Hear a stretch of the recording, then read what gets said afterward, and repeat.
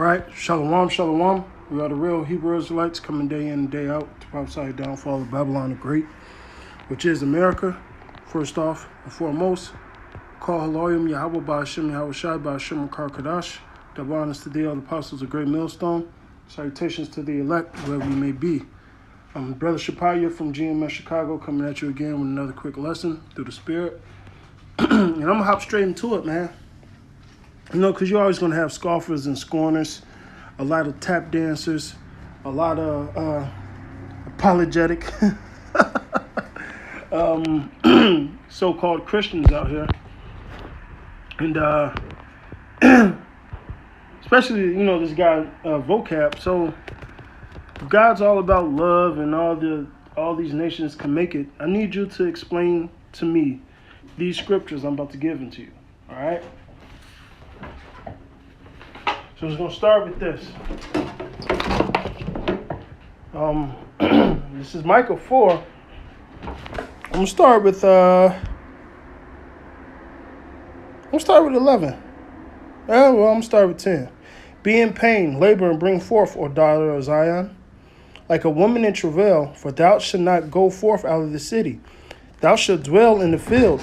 Thou shalt go even into Babylon. There shalt thou be delivered.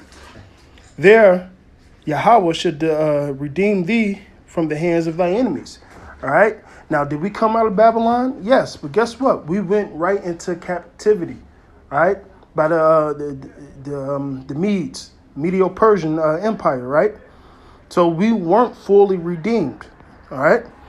Now also many nations are gathered against thee that say, "Let her be defiled. Let our eye look upon Zion." Right. Which, read Psalms the 83rd chapter, man. All these nations has conspired against the nation of Israel. All right, verse 12. But they know not the thoughts of the Lord, neither do they understand his counsel. For he shall gather them as the sheaves into the floor. And you know what happens when you gather the sheaves, all right? It's harvest time. It's time to reap, time to cut down, okay? So here's the point, Vocab, verse 13. Arise and thresh, O daughter of Zion, for I will make thy horn iron, and I will make thy hooves brass, and thou shalt beat in pieces many people. So the Lord just said the daughter of Zion is going to beat many people. Matter of fact, he said into pieces. All right. So I want you to take that into contrast and really visualize this, Vocab. All right. Thou shalt beat in pieces many people, and I will consecrate their gain unto the Lord, and their substance unto the Lord of the whole earth. Sound like one nation really getting violent, if you will, with a group of other nations. This is written in the Bible, but y'all don't talk about these scriptures. But y'all got something to say against the Hebrew Israelites. In actuality, all we're doing is reading the scriptures and giving understanding to it, right? Hey, this is Micah 5. All right? Micah 5 and 8. And the remnant of Jacob. Well, I'm starting with 7. Now look what it says, Vocab, the future role of the remnant. All right? The remnant has not been saved yet. Okay? So you can't tell me it's the Old Testament, it didn't happen yet. This was a future prophecy. All right? And I'll read that future prophecy in Ezekiel 25 and 14. It says, and the remnant of Jacob should be in the midst of many people as the dew from the Lord. All right? As the showers upon the grass, they tarrieth not for man, neither waiteth for the sons of men. So if you wake up in the morning, you know the dew covers the grass. So there's an old saying, old black saying, if you will. I'm going to be on your ass like white on rice. And those things are, you can't separate the white from the rice. Okay? So in a sense, we're going to be on you other nations' ass. All right? Is it no mercy, Salaki, no mercy is going to be shown to you other nations. All right? Thus saith the Bible. Okay? It says, and the remnant of Jacob should be among the Gentiles. That's the word you like. All right? Isn't it, Vocab? Okay? It says, and the remnant of Jacob should be among the Gentiles in the midst of many people as a lion among the beasts of the forest. Do you know what a lion does to the rest of the animals of the forest? He eats them. But it goes a little deeper. It says there's a young lion. Now, a young lion is in his prime, not an old lion, okay? A young lion amongst the flock of the sheep, who, if he go through, both treadeth down and teareth in pieces, and none could deliver. So that's how the remnant of Jacob is going to be on all the other nations. Let's prove that. Let's get Ezekiel 25 and 14. And I will lay my vengeance upon Edom by the hands of my people Israel. So the Lord said he's going to use the Israelites, the Hebrew Israelites, and more importantly, the elect of the Hebrew Israelites. He's going to use them to do what? All right? And they should do in Edom according to my anger, according to my fury, and they should know my vengeance, saith Yahweh thy power. So guess what? Esau Edom, who hasn't been destroyed yet, will be destroyed by the hands of Israel. All right? Check this out. Jeremiah 51 and 20. Now look what Israel, the Creator's instrument. The Lord made us to do some terrific, horrific, terrible things when it comes to that time. All right?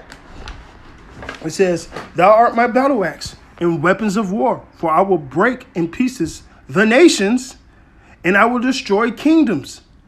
And with thee will I break in pieces the horse and his rider. With thee will I break into pieces the chariot and his rider. With thee also will I break into pieces men, woman. You got, they have vulgar language towards women. Well, how about this? The Lord said we're going to break these women into pieces. We're going to break these other men, these other nations, these kingdoms, the horse and its rider, which really represents these army men and their vehicles, the military men and their vehicles, if you will. He said we're going to break them to pieces. I will break the young man and the maid. Okay? So explain that. You have this concept in your head that God is for everybody, that he loves everybody. But the scriptures clearly state something else. Check this out. Since you guys believe in Jesus Christ, and I use that name lightly because that's not his name.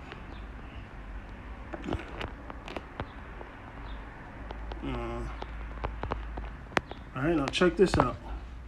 Revelations, the 2nd chapter. And he that overcometh, which has to be an Israelite, and keeping my works unto the end, to him would I give power over the nations. To do what? Now you see the semicolon, right? To do what? Let's find out in verse 27. And he shall rule over them with a rod of iron, as a vessel of the potter shall they be broken into shivers, even as I have received of my Father. Which leads you back to what? The Micah 4 says we're going to break into many pieces the nations, man. This is the same thing Yahweh Shai, who you ignorantly call Jesus Christ, is saying. Okay? This is the same thing. All right?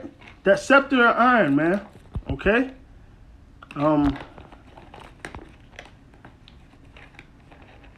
Now let me get something else real quick.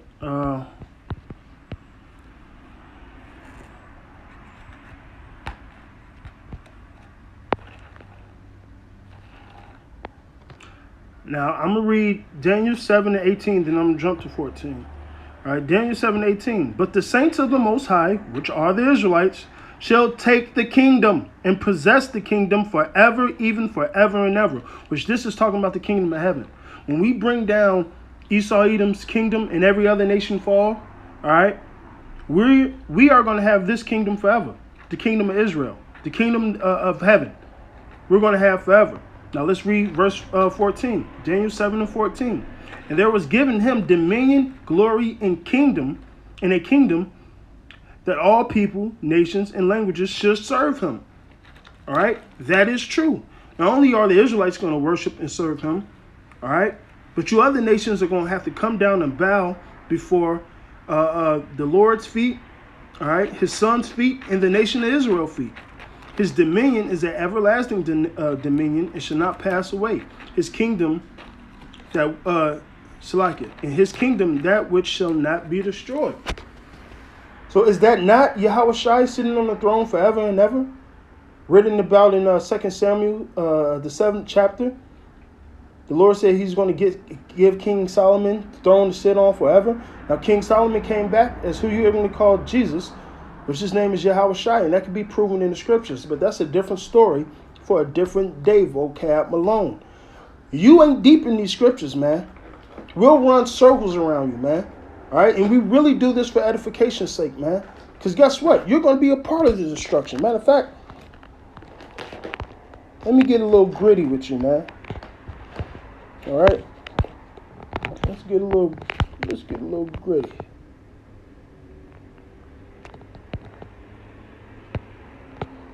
This is Psalms 137 and 8. O daughter of Babylon, who art to be destroyed, happy shall he be that rewardeth thee as thou hast served us. Now you read Revelations 18, it says, give her double. Give her double. All right? As a matter of fact, the Lord said it's a recompense to repay all that trouble us.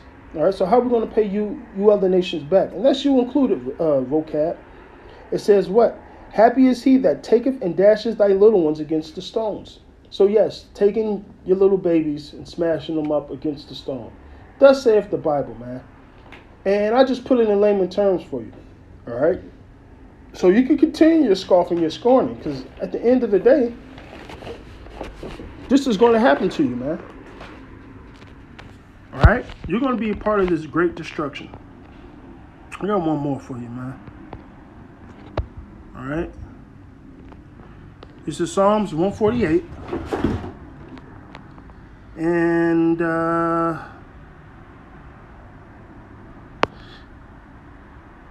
Psalms 49. Psalms 149. All right? It says, and I'm starting with verse 6. Let the high praises, I'm starting with 5. Let the saints be joyful in glory, and let them sing aloud in their beds. Who's the saints? Israelites. Let the high praises of Yahweh be in their mouths, which is this truth, which is this word, and a two-edged sword in their hands, which that is going to be literal. To execute vengeance upon the heathen. Wait, I thought God was for everybody. But this psalm that is written, and remember, David is a prophet. All right, and this is also a prayer because it's a Psalms.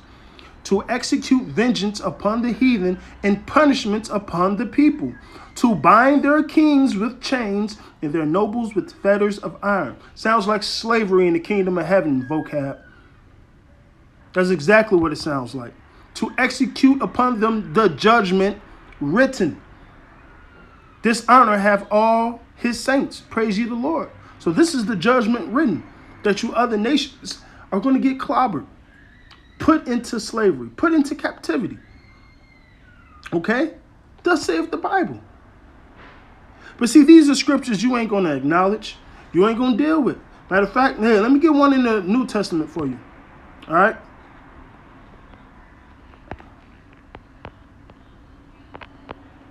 Okay?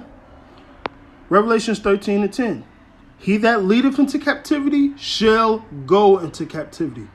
Who led a group of people in captivity? And listen, don't be a scoffer and scorn and say, well, there's a lot of different nations that weren't Israelites put in slavery. Yeah, that's true. But guess what? Nobody gives a fuck. All right? It became a problem when they touched the apple of the Lord's eye, which is the nation of Israel, which is his firstborn. Exodus 4 and 22. That's us. Once you other nations put your hands on us, and like I said, read Psalms 83. Every one of you nations has to pay. Even the Chinese, which are the Moabites. Go back to the time of Judges. They're guilty. The Hamites, they're guilty. The Ammonites, they're guilty. All right? The Khazars, Amalekites, they're guilty. Thus saith the Bible. You're guilty, man. Okay? It says what else? He that killeth with a sword must be killed with a sword. All right? So-called white man's blessing, which he's Esau, Edom, his blessing was the sword. It says the devil come to steal, kill, and destroy. Who's been robbing, raping, and pillaging the earth? All right?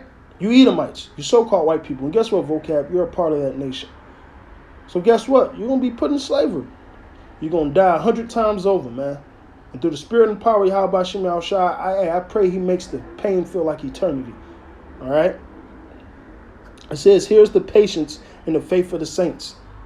So that's what we hope in. That's what we believe in. So fuck you other nations up for all the things you've done to us. Matter of fact,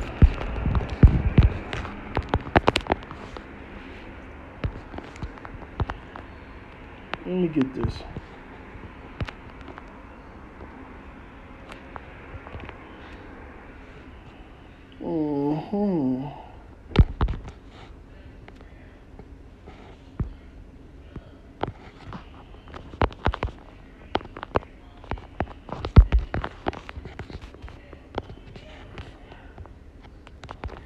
Second Thessalonians 1:6. Seeing it is a righteous thing to Yahweh to recompense tribulation to them that trouble you, and to you who were troubled rest with us, when the Lord Yahweh shall be revealed from heaven with his mighty angels. All right? So guess what? The Lord said he's going to recompense you guys. It's going to be a righteous thing to pay you guys back for the things you've done to us.